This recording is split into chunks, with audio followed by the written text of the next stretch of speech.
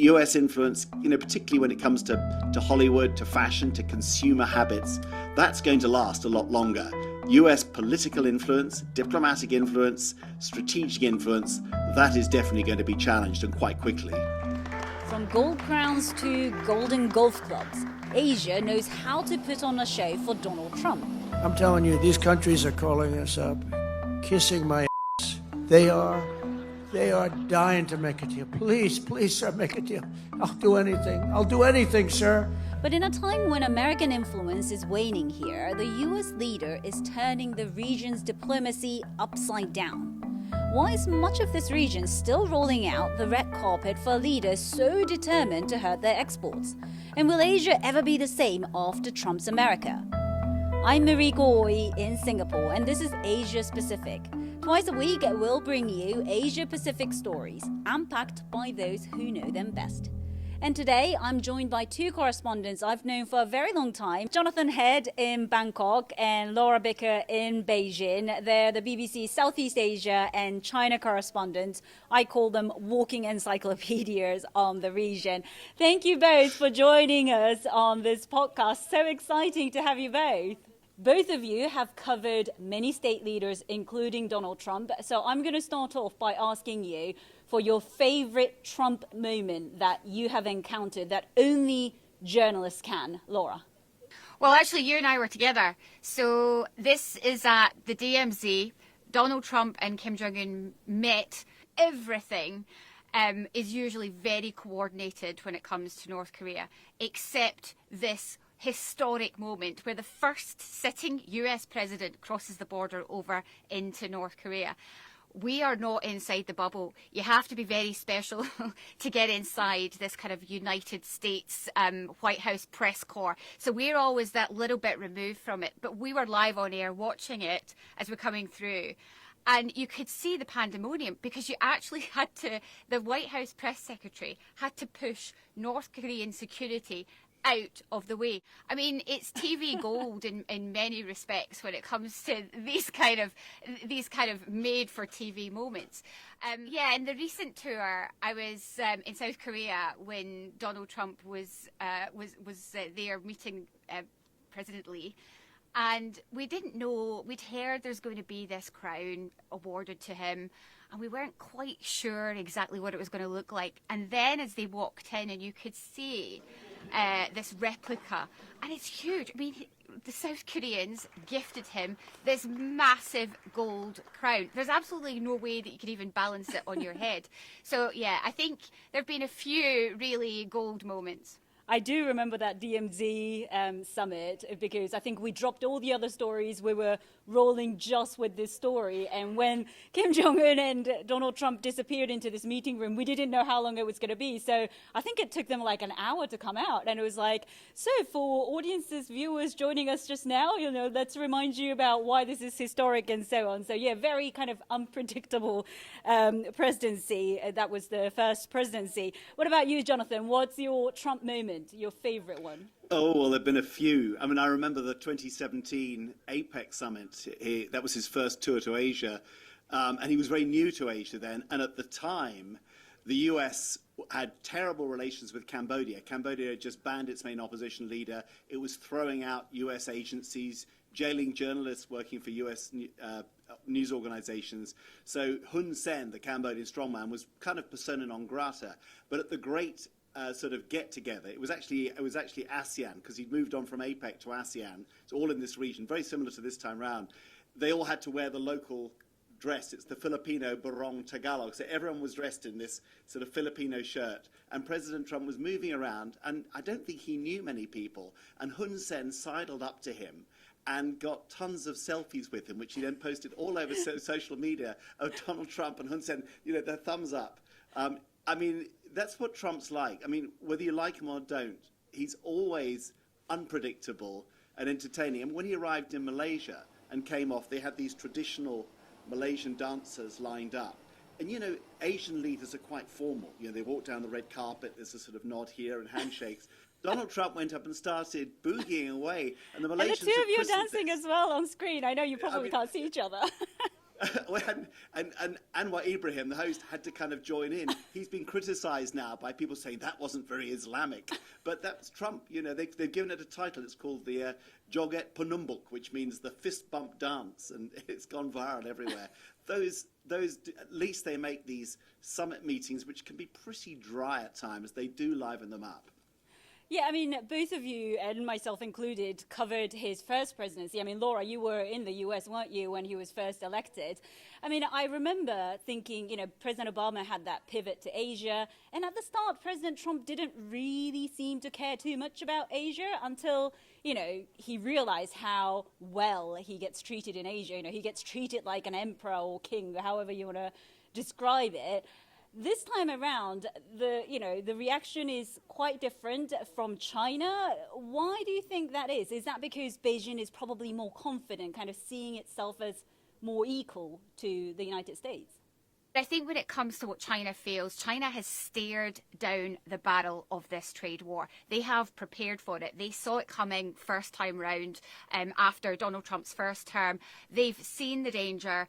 And what they've done is put in place, certainly they've diversified trade. So now they trade with far more countries. They don't just export to the United States.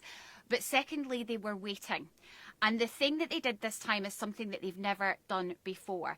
They used their economy and parts of their economy as a weapon. And specifically, they saw where they had the advantage. And that's with these rare earths, these metals that we all need for everything, for instance, what you're watching this podcast on, wind turbines, and crucially for the United States, weapons.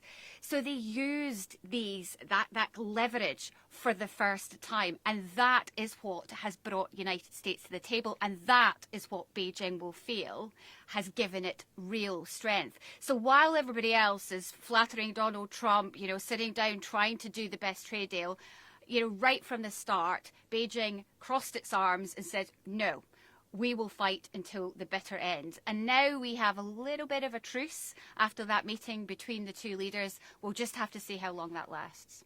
Jonathan, you mentioned Hun Sen. I mean, Cambodia is not exactly a key ally for the United States. Why did he want to take all those selfies? Why did he want to, you know, build a closer relationship with Donald Trump, do you think? I mean, this is fascinating, Mariko. There's such a kind of complicated love-hate relationship. I mean, Cambodia is a small country with a terrible history, a very authoritarian system now. It's a one-party system. And in the last sort of 10, 20 years, it's basically become almost completely dependent on Chinese support, Chinese investment, Chinese tourism.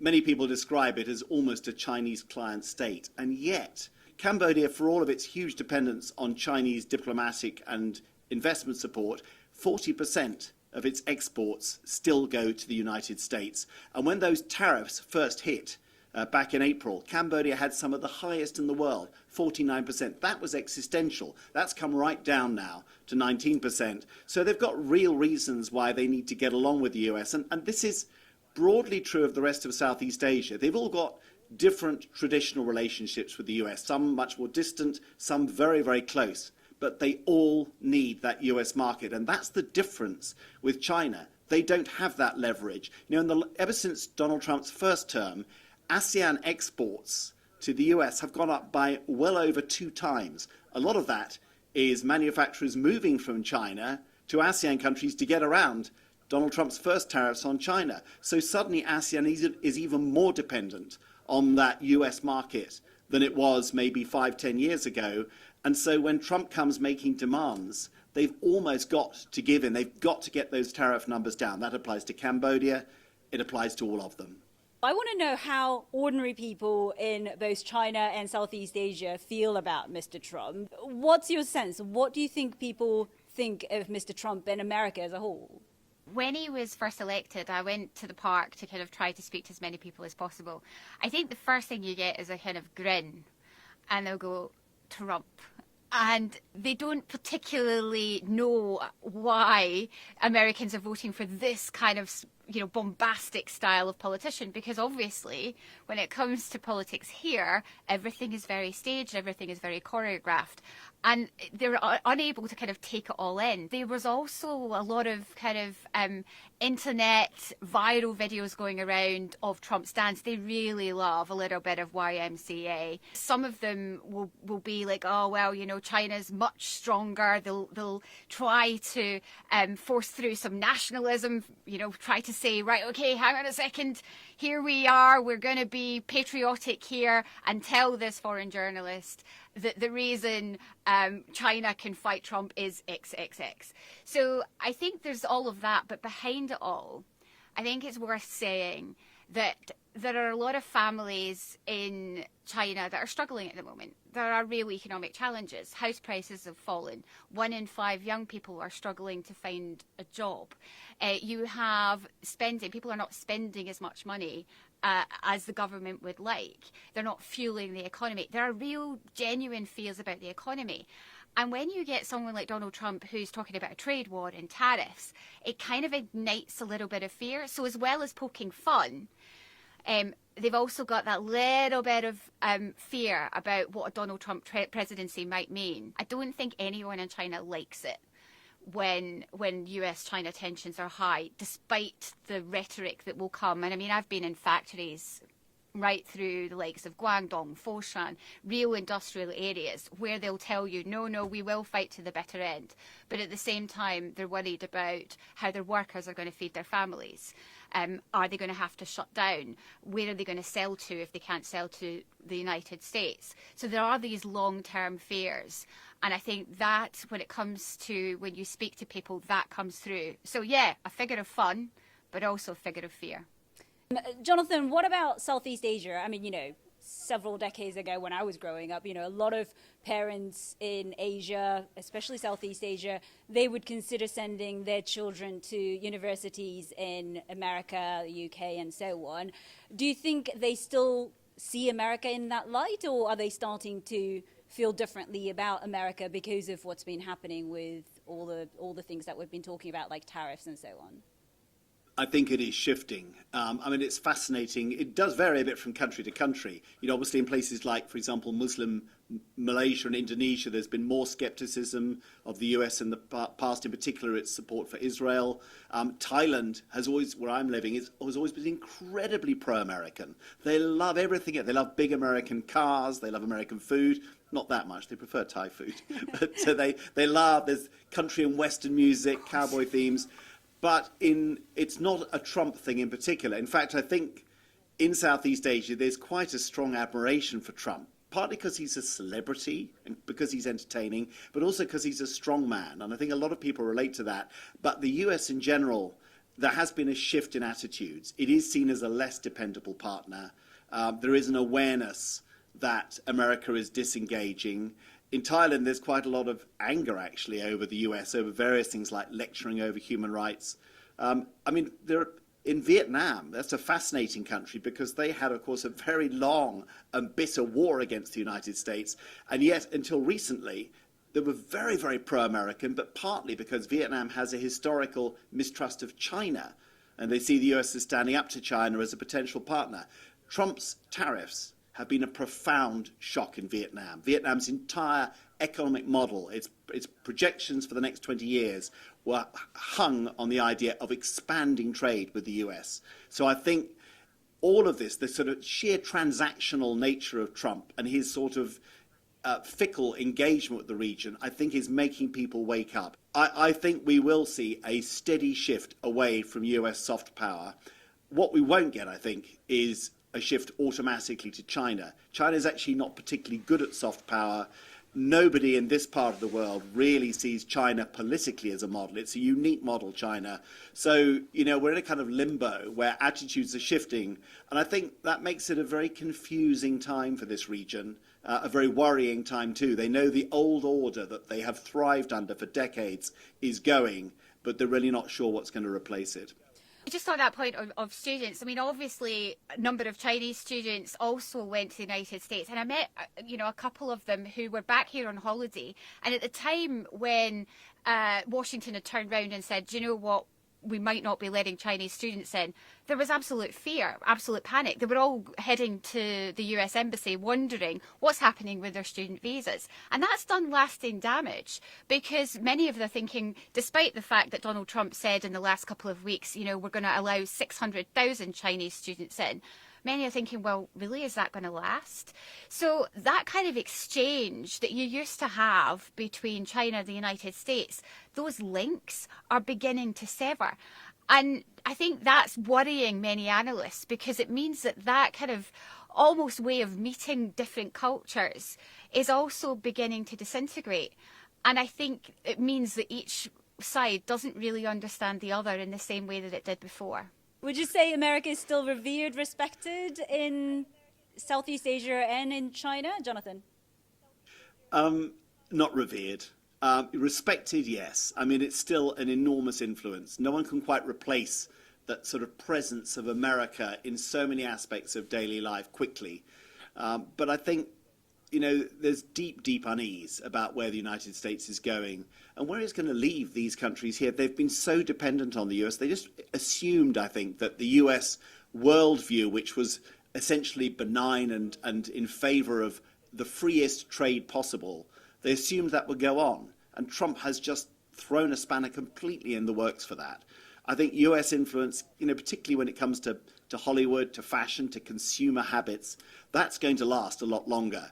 US political influence, diplomatic influence, strategic influence, that is definitely going to be challenged, and quite quickly. Jonathan, do you think this is going to be the new norm? As in, you know, after the first presidency of Donald Trump, Joe Biden came in and tried to kind of, you know, repair the relationship, some of the relationship and so on.